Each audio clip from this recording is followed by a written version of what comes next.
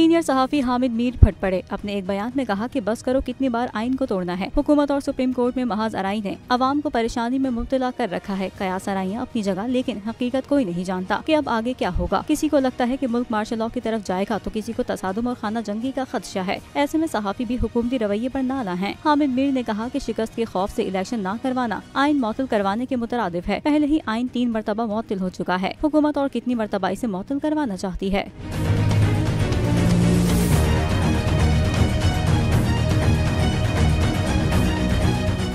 नजर आ रहा है सामने लिखा हुआ है जुल्म मिटने के लिए 2 चीजों से मिटेगा भाई। एक, अदल की कुर्सी पे जो लोग बैठते हैं ना, वो अदल के हिसाब से फैसले करने लगे। दूसरा, कौम निकल खड़ी उस जुल्म के खिलाफ, तो जुल्म खत्म हो जाएगा। या इन दोनों में से कोई एक चीज हो जाए या दोनों हो जाए। अगर 420 का मुकदमा था, उस वक्त अदलिया में जो लोग बैठे हुए केस देख रहे थे, वो पूछते ना यार चीट हुआ कौन है। जब उनको दिखता कोई चीट नहीं हुआ, केस खत्म कर देते। तो जालिम जुल्म कर ही नहीं पाता। 9 जजेस ने नोट बिफोर किया मेरे केस को यार, 1.5 साल चला। शख्सी जमानत का केस, सेम केस इस्लामाबाद में कर दिया। एक ही इल्जाम पे 2 केस हो नहीं सकते भाई।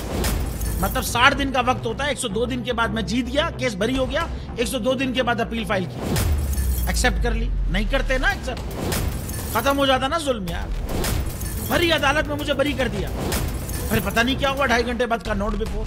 मैं नहीं सुनता ये केस, खड़े रहते अपने फैसले पे, मिट जाता जुल्म। अल्लाह ताला ने बिठाया इन कुर्सियों पे इनको यार, ये अल्लाह ताला की तरफ से फैसले करते हैं। तो या तो ये फैसले आएंगे, जुल्म मिट जाएगा, या कौम खड़ी हो जाएगी जुल्म के खिलाफ।